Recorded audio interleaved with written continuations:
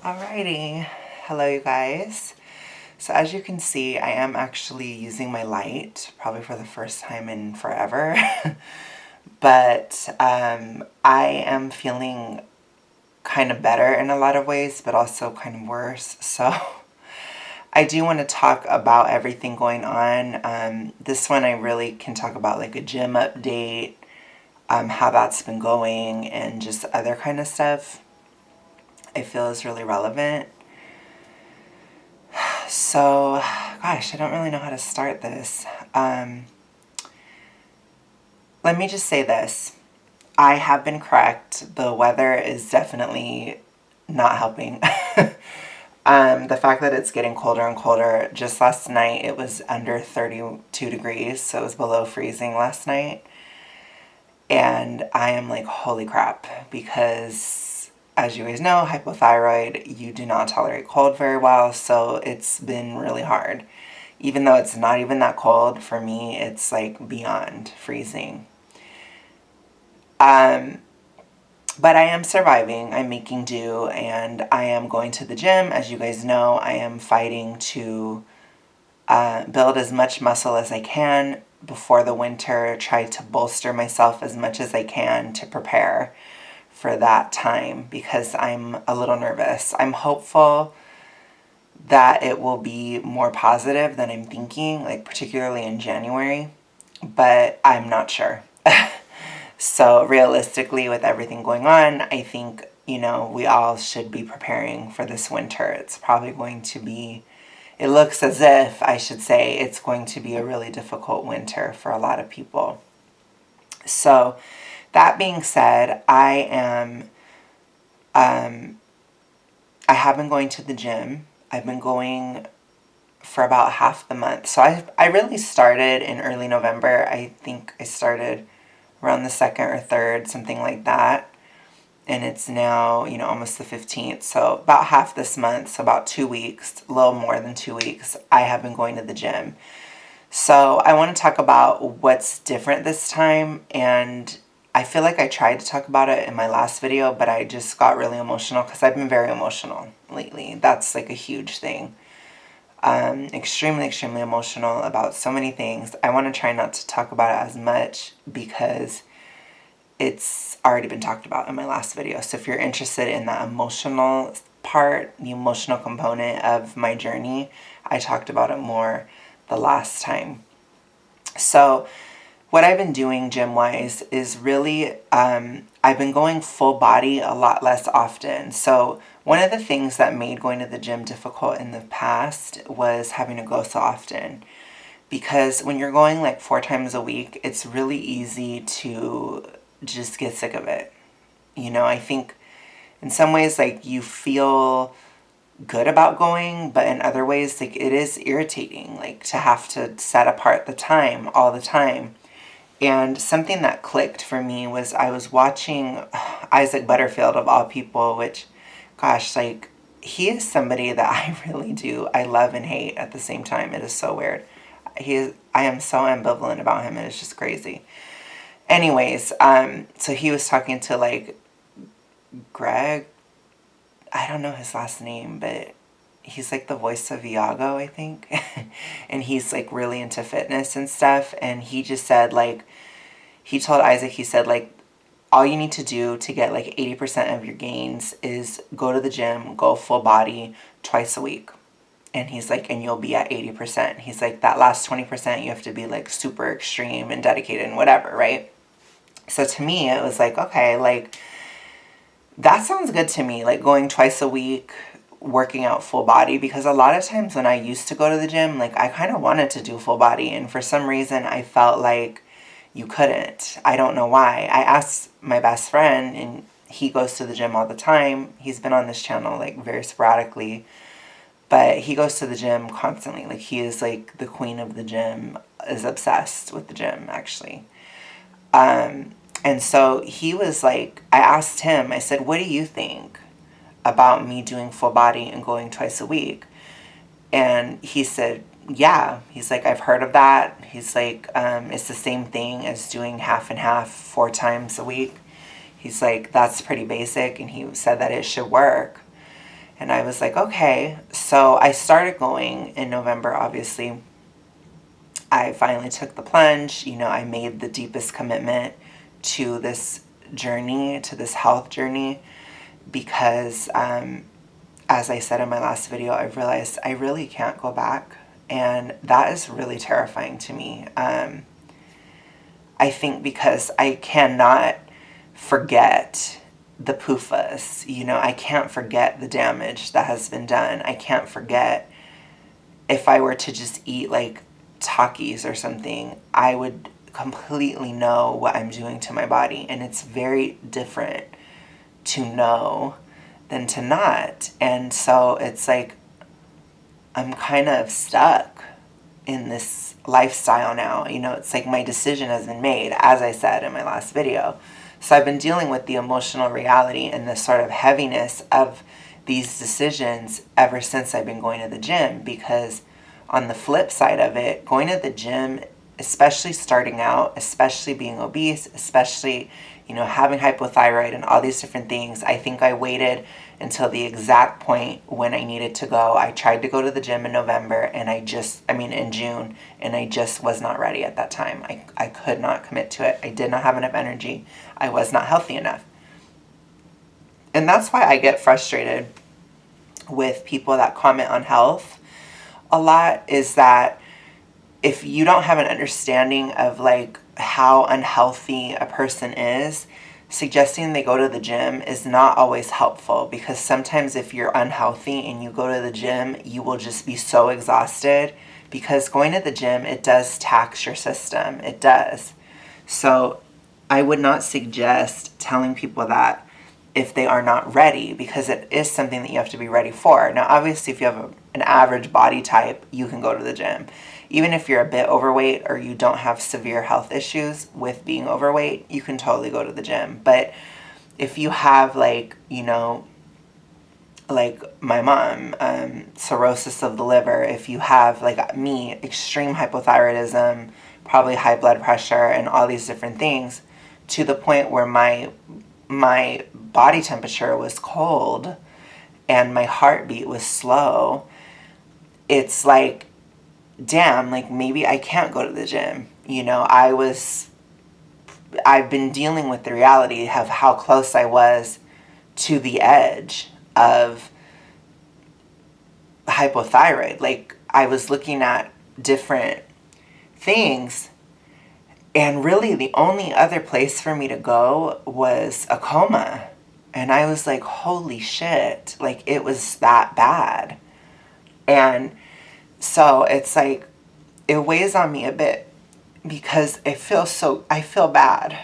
I feel bad for my body. Like I feel bad for what I had done, because I believed people.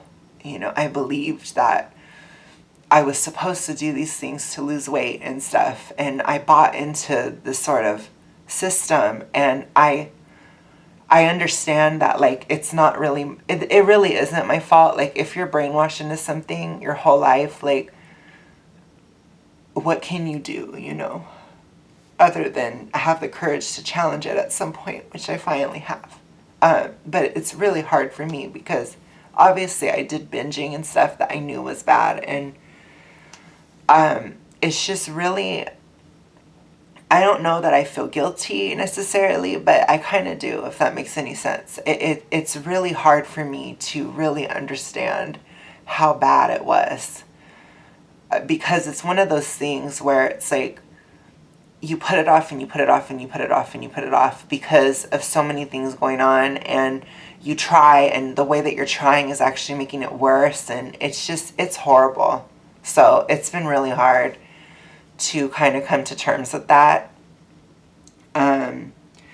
But I mean, I'm fine. It's just, I am very emotional right now. I am kind of going through a lot of different feelings like that, and I am still, as I've said in previous videos, feeling feelings from the past. And as my thyroid goes back towards other levels, and I would say that right now it's probably at about early 2015 levels of thyroid function.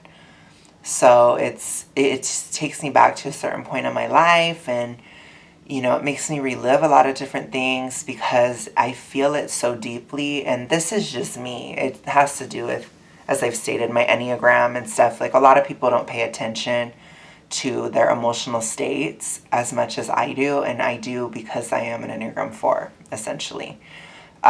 So it has to do with my personality type and just how we view life and how we live. And one of those things is we are very focused on our emotional state. We tend to have a very good memory. This is what makes us good at being creative and writing books. Like I write books. A lot of fours do other creative things, but we have great memories because we immerse ourselves in our emotions and we can draw from every experience we've had. So for me, it's very much something that I remember just because it's a general lifestyle for me, which again, that's not going to apply to everybody. That just applies to me and people that are my same Enneagram type. But basically, like, because of that, it makes me relive things in the past and I see it with a different set of eyes, like, because I'm older. So I'm thinking about, like, gosh, like this situation with my first love, like I might make a video about it. Just because I do see it differently. And, I'm actually just about the age that he was at the time. So it's really weird to kind of see things from a different perspective as you've reached that age. And I feel the same way I did physically and emotionally. And I want to get into that now. So again, that might be a video I make that hasn't, it doesn't have to do with the health journey. It's like an emotional thing. But anyways, what I've realized with hypothyroidism at this point in the journey, as I'm 8 months in, 8 months tomorrow, basically. As I'm 8 months into this journey, I realize that with hypothyroidism, the way out is the way in. So what actually happens in society is very different than what is stated happens. So I'm going to try to explain this concept, and it's going to sound a little bit different, okay, or a little weird, but it's a different perspective, and I think it requires looking at this with an open mind. So I'm telling you guys, like, this is something that I have been thinking about a lot, obviously. I've been pressured to lose weight my whole life, essentially, and I'm not alone in that. There's so many people like me. So when you look at the entire system, the health system, what they say about obese people, what they say about this whole dynamic, I want to talk to you about our medical system right now in a way that it's not necessarily conspiratorial, but it is a way that is not praising it, okay? So with that in mind, this is just my perspective, my new perspective from what I have learned and what I've done. I think what happens in life is typically when you have things like high blood pressure, for example. High blood pressure is usually seen as having too much salt. So our medical system is incredibly reductionistic in its view of certain things, particularly in regard to obesity. So that's really what I'm speaking about here. That's what I know. I know what obesity is. I know what it's like to go to the doctor being obese. I know what it's like to have this issue, as do many, many other people. But this is an issue that has been going on and gotten worse and worse and worse because of the science that is out there. There are no answers to obesity, and they are literally now telling people to give up. I learned that in college. Health at every size, for example, that is the new way, is to just basically give up because they are so close-minded in academia and in science, which is dogma, really, and the medical complex, which is just to make money, essentially, as we know, the medical / pharma thing, that basically what is going on is they are so close-minded. They believe their own bullshit so much. And you have people that have never been obese, that don't understand it, that are teaching people that are obese how to deal with it when they don't even know what the hell is going on. So they say, you eat too much salt. What's the reality of high blood pressure? High blood pressure occurs because your body is not getting nutrition. It is a stress response. It is if you are going through something in your life and your body needs more nutrients. Your body increases the blood pressure in order to push the blood into the tissues and push it harder so that you can get through this scary time or get through this stressful time. It's a way of trying to extrapolate nutrients from the bloodstream into the tissues as much as you can. It is a natural health response. Every single stress response that we have is natural, it is beneficial until it isn't. If it goes on too long, that's when you start to have issues. If that stress never goes away, then that's when you're going to have a problem. If you never get the nutrition that you need, then you're going to continue having high blood pressure. And I've been looking into this for quite a while. I've looked into this all last year because I was not understanding what was going on, as you guys know. And we used to, as a society, we used to salt everything that we ate because we did not have refrigerators. And yet heart disease has actually skyrocketed since the attempts at cutting salt. So a normal person that is not invested in dogma or is not simply just becoming a parrot for the industrial complex would look at this evidence and say, gosh, what is going on? Like an actual scientist would look at this and look further. And there are studies that are conflicting with the mainstream narrative. You know, there are people fighting for these kinds of things, and God bless them.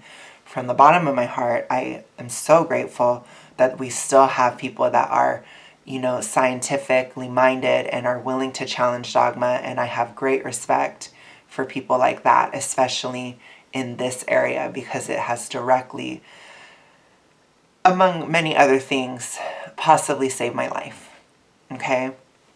So when it comes to this, you have these studies that show, you know, we ate so much salt and yet heart disease was so much lower and high blood pressure and all these issues were so much less prevalent in the past. So what is going on? And the people have found that what is really the mitigating factor is if you are getting enough potassium and enough vitamin C. Those are two very important nutrients that many, many people in American society especially are lacking. So an average vegan would say they're not getting enough fruit. That's true. They're not getting enough vegetables. I would say that's a little less true because vegetables are not as ideal. But fruit, yes, they are not getting enough fruit. You're not getting enough potassium. You're not getting enough vitamin C, 100%. So when you look at that, when you just say, cut your salt, because it does go down, because the fluid in your blood goes away, because you lose all your water retention and stuff, and you lose your hydration, essentially, and they say, okay, that's it. And they never question it again. Meanwhile, you have to get on these blood pressure medications, and you have to pay this forever. So this blood pressure medication is now seen as an answer to the symptom rather than getting to the root cause, which would be lack of nutrition and or stress. Very interesting stuff. So that is one example. You can do the same thing with diabetes. You can do the same thing with all these different things. And so what I've learned to realize is that when the body is going through certain things like high blood pressure or certain mental issues, you know, mental health problems like mild depression or some anxiety, maybe some alopecia and, you know, different, these little things, signs of inflammation or other aspects, what I believe is happening, particularly on the mental health side, what I believe is happening is that the system is starting to break down at that point. So your metabolism is actually starting to slow down and it's creating issues. It's creating a need to increase the blood pressure. It's creating a need to increase all these different things because the system is not working ideally. Like you need to have energy and proper thyroid function in order to sleep well at night. If you don't have that, then you'll develop insomnia, right? So all these different things, or your sleep quality just won't be good. Because in order to restore your body at night, you need energy. You need to have a well-functioning system in order to have a restorative sleep. So what I believe happens is in society, we have these issues where we are starting to break down, and you have heart disease starting to form. You have high blood pressure starting to form. You have high cholesterol starting to form. All these different issues starting to happen because the system is breaking down. And what society does is they give you medication and give you things like, for example, for mental health, they give you serotonin.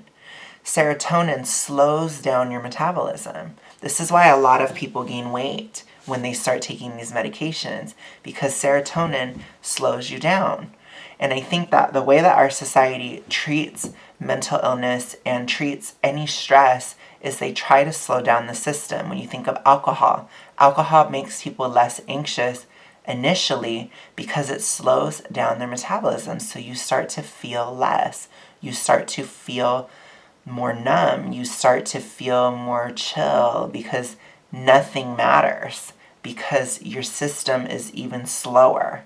So if you think of somebody who's depressed, somebody who's very depressed, they can barely get out of bed, usually it's because there's a lack of energy. There's no energy left. So, and at my stage of hypothyroidism, drinking alcohol actually made my situation worse because I was so bad already. But I'm now at that midline point where I believe my blood pressure is probably higher, getting higher because my metabolism is starting to speed up. I'm feeling a lot more because my metabolism is starting to speed up. I would not be shocked if my temperature was normal now. There are times when my pulse, I feel like my heart is racing. I feel like I'm having heart palpitations, and I'm like, and then I check my pulse and it was 72. And I was like, wow, like 72 feels like it's racing to me. What the hell was it before?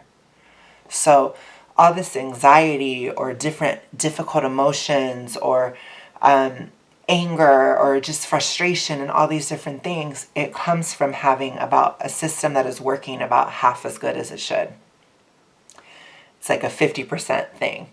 And as you lower it further, you will actually feel relief until you lower it so much that you get to really bad levels. So I believe that my blood pressure went down when I was keto because my system slowed down further. My pulse probably got slower. All these different things broke down even further.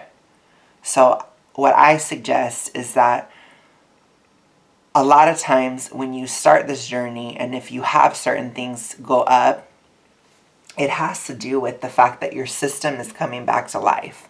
And so your true poor health is showing. And the greatest example I have of that is my sleep apnea. Because this skin around my throat actually started to congeal and come together, I developed sleep apnea that I did not have at the same or a higher weight earlier on from doing this journey. So what would be the mainstream narrative? The mainstream narrative would be, oh, well, you should do keto then, or you should go vegan or something. Slow down your metabolism further so that your skin will fall apart in part so that you can sleep better.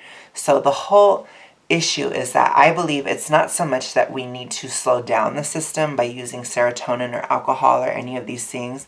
And this is just my theory, so take it for what it is. I believe that we need to continue to speed up or build back up the metabolism in order to get back to an ideal state instead of going backwards further just because it can provide some relief. If you are chilled out because you're dead, because you don't care about anything anymore, because your system is so shut down that you have nothing to even fight for anymore, is that really health? When what's really happening is your system is beginning to fail. And that's why you're feeling stressed. That's why you're feeling these things. So again, the way out is the way in. So now that I'm on my way back out, I feel the same high blood pressure. I feel the same anxiety and emotions and anger and all the things that I felt years ago when my thyroid was falling apart. And I see, gosh, I went the wrong direction. I actually slowed it further. Nowadays, I'm going in the right direction and I'm going to keep going. I'm going to hold the line and be strong. But it's hard. And it's, like I said, knowing what I know now, I know that I can't go back. So anything that happens now, I have to do this now. You know what I mean? Like, because I know too much. And so even if I feel nervous about losing weight, or if I have questions about my identity or who I'm going to be and, you know, how I'm going to live my life and all this stuff that I talked a lot about in my last video, like, even if I have these questions, I have to keep going because it's uncomfortable now, you know, and the only way out is the way in. So as my pulse gets to a normal level, as my body heat probably gets back to 98.6, I should test it to see, but I do believe it probably is more normal now. As my heart rate speeds back up and as my metabolic demand goes higher, because that's also what happens is when you're in a survival state, your body slows things down anyways in order to preserve energy. So things like libido, things like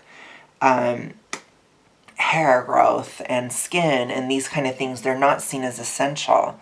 So the body shuts it down in order to keep you alive, in order to hold on to the nutrition and put it to your heart, your lungs, your brain, your liver. You know, it tries to keep your organs alive. That's why people have these big guts and stuff, because it's conserving nutrition and energy in the form of fat around your organs.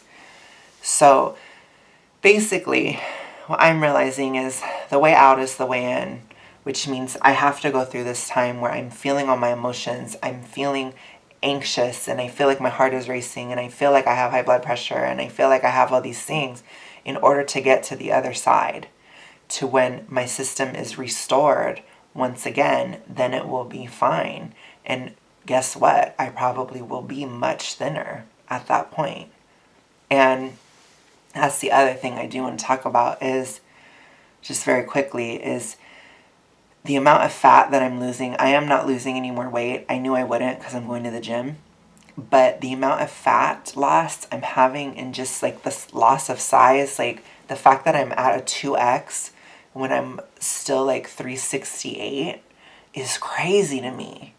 Like being at a 2X, I barely got to 2X when I weighed 315 or 290 in 2019. When I weighed 290, I was barely a 2X. Now I'm getting into 2X territory and I weigh almost 70 pounds more. It is just so crazy, so jarring how much, when you're focusing on fat loss, what a difference it is. You know, you lose size so much faster, and when you're just not worried about the scale and you're not worried about the number and you're actually worried about actual health markers and size going down and these kind of things, it's really incredible. But it is jarring because it's so fast. I've lost 4 inches in 2 weeks since I've been going to the gym. Like, and it's hard for me to handle change that much. But I'm going to keep going. So with that, you guys, I'm going to go ahead and go. I do want to end this before 30 minutes. But thank you guys so much for watching, and I will continue on. So thank you so much. I hope you guys have an amazing time, and I will see you guys later.